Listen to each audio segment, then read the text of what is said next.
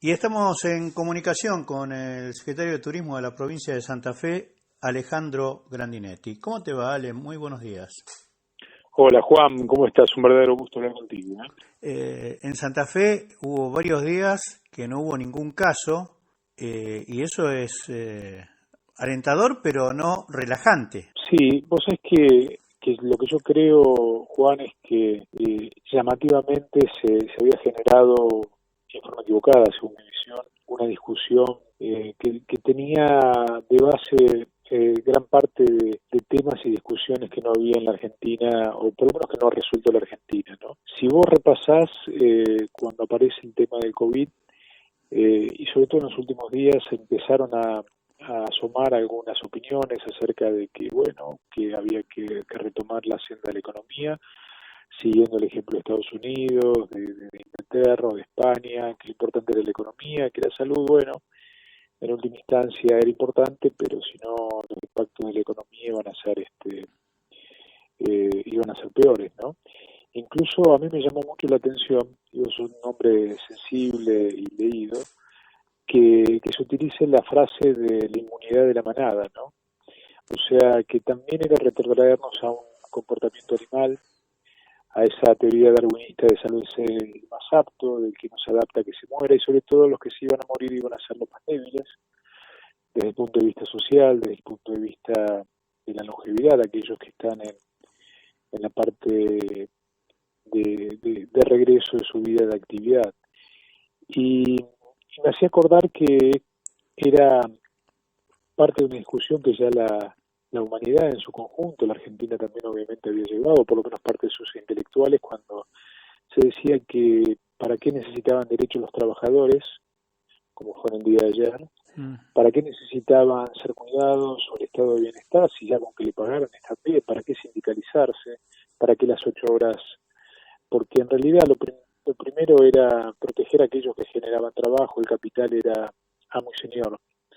Y fíjate vos que a lo largo de 100 años volvimos a una discusión muy parecida, que lo importante era la economía, que lo importante era, bueno, volver a la manada y que se salven los más aptos, cuando en realidad también estaba ocurriendo que estábamos comenzando a discutir, por ejemplo, un impuesto a la riqueza o a la riqueza súper concentrada, y y en realidad no era defender la economía, porque por lo menos desde nuestra concepción, la economía está en función de la felicidad del hombre. No pudo haber, o sea, cuando uno hablaba de la economía, hablaba de una economía escindida del hombre, ¿no? Sí. Por eso decían retomar la senda del crecimiento económico, que no se destruye la economía. Perdóname, la lógica esta de la manada la planteó Boris Johnson y pasó unos cuantos días en terapia intensiva. O Y sea, no volvió a hablar. Ahora, fíjate vos que a pesar de esos personeros, el 90% de los argentinos está de acuerdo con la primera parte de lo que fue y está claro que ojalá podamos salir rápidamente de esto, volvamos a recrear los lazos solidarios, organizativos de una comunidad con otro tipo de valores, ¿no? Seguramente no vamos a salir iguales, pero eh, se pensaba que había una grieta y la grieta era mucho más pequeña de lo que a muchos les sorprendió. Por eso después vinieron otro tipo de cuestiones en términos de la política, pero simplemente quería reflejar eso de que efectivamente era una discusión que ya habíamos tenido y quizás con los mismos argumentos, ¿no? Que las primeras huelgas, aquellos que pedían 8 horas de trabajo y que pedían higiene y salubridad en su lugar de trabajo, sobre todo en aquellas fábricas infectadas de humo, de hollín y de condiciones laborales de explotación, no solamente para los hombres, sino principalmente para mujeres y niños, ¿no? Y, y la lógica era la misma. Bueno, el capital tiene que seguir creciendo y si en el medio hay alguno que se muere, bueno, se morirá porque es débil. Y creo que esta pandemia eh, nos igualó a todos en el sentido de que nadie está exento. Nos mostró también movimientos solidarios fantásticos en estos días y también de aquellos insolidarios y principalmente maleducados con algunos recursos, ¿no? O que paseaban en yates, o que se pasaban por el traste algún otro tipo de medida. Algunos tiraban chancho de un helicóptero. Por ejemplo. Por ejemplo, es obsceno, es pornográfico eso, haberlo visto. Ale, te quería consultar también, así un picadito de tema. Primero, la apertura de las sesiones de este año legislativo que sucedió este 1 de mayo. Un discurso enmarcado en lo que es la cuestión de la pandemia, ¿no? Por parte del gobernador. Totalmente. Primero, que en el término de 46, 43 días de aislamiento logramos aumentar un 46% de la oferta de camas críticas en la provincia de Santa Fe. Nos estamos preparando para la peor cara que puede ofrecer la pandemia en la provincia, y ojalá no la conozcamos nunca, pero también expresó un par de ideas hacia el futuro, de lo que pretende el gobernador, y que me parece que hacía tiempo que no teníamos una pieza oratoria con un nivel de estadista, ¿no?, que necesitaba la provincia de Santa Fe. Y simplemente, y no esto como consecuencia por pertenecer al espacio político, sino como análisis estudioso, que sabes que lo soy, a mí me pareció muy bien la necesidad de apuntar a la conectividad como uno de las políticas de Estado para garantizar el ingreso de todos los santafesinos y los sectores más postergados al mundo que se viene, que va a ser un mundo que requiere la conectividad.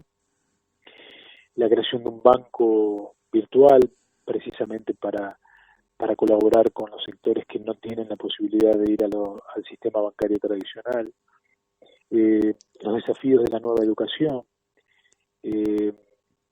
poner en el eje en la salud, y en el trabajo y en la producción, en la economía del conocimiento que se viene y las potencialidades que tiene la provincia de Santa Fe. En definitiva, creo, Juan, que tuvimos un buen lugar de inicio para el debate ojalá de la política, más allá de los temas puntuales como el hambre, la pobreza o la inseguridad que ya tanto hemos transitado en cuanto a discusión y pocos resultados, desgraciadamente, ¿no? Ale, una última pregunta, así te libero. La discusión que se está dando en estos días a nivel nacional, que tiene que ver con la liberación de muchos presos, y aparentemente tomaron la delantera en varias cárceles de Buenos Aires, pero también tiene un condimento político muy fuerte. Yo creo que el condimento político es la búsqueda de la utilización política de esto y de armar de nuevo la grieta. Hay muchos que quedaron desconcertados yo te diría que también hasta cierto punto me sorprendió el grado de madurez de la clase política en su conjunto en la Argentina. Cuando todos esperábamos que quizás con esta pandemia y viendo lo que ocurría en Italia, en España, en Estados Unidos, los países más potentes del mundo, los económicamente más desarrollados, que los arrasaba el tsunami del COVID, que la Argentina iba a ser presa de su propio eternismo y canibalismo político. Sin embargo, hubo una gran madurez, un apoyo al presidente de la Nación, un apoyo al gobernador y a todos los ejecutivos de turno, con las herramientas necesarias que le fue proveyendo el resto de la clase política que tenía representatividad. Pero claro, hay algunos que se quedaron enamorados de la grieta y que necesitaban volver a dividir a la Argentina. Y creo que el motivo de los presos o la liberación de los presos y la utilización política acusando al Ejecutivo, a un poder ejecutivo que libera presos, es de una gran bajeza, ¿no? Porque vos decís, está claro que todo el mundo sabe que es de la justicia, sin embargo no era lo que aparecía en las memes, lo que aparecía en las cadenas de chat, no era lo que aparecía en algunos medios con intencionalidad política,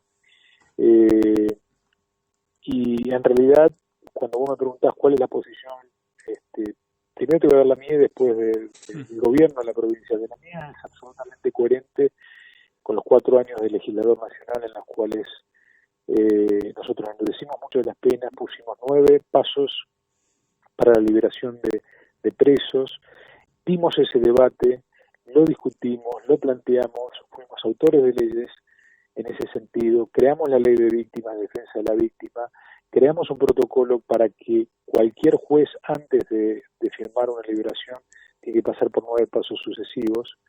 Por eso ahora la discusión tiene que pasar por enjuiciar a aquellos jueces que transgreden la voluntad popular, la representatividad de aquellos que en el Congreso de la Nación establecen cuáles son las leyes. El Ejecutivo tiene que ejecutarlas, no puede, salvo a través de una condonación de penas que no ha ocurrido, salvo a través de algún otro tipo de mecanismo que tiene que ser debatido en el Congreso, no puede cambiar una ley. El que impone las características de la ley, el que crea la ley es el Poder Legislativo y el que la administra esa justicia es el Poder Judicial. Y ese Poder Judicial nefasto, que hasta hace 4 años y hasta hace muy poquitito, cuando vos recordás que se le puso el impuesto a los jueces, sí, muchos del anterior oficialismo decían se van a ir los mejores jueces que tenemos. Es esa misma justicia que ahora está liberando a los jueces. Entonces, en ese momento donde los jueces no tenían que pagar el impuesto a las ganancias, era un ataque contra la justicia. Y ahora es la justicia del peronismo la que está liberando a los presos. Entonces, ese orden discursivo, que es mentiroso, lo que trata de hacer, según mi visión, es volver a generar una grieta donde no la había.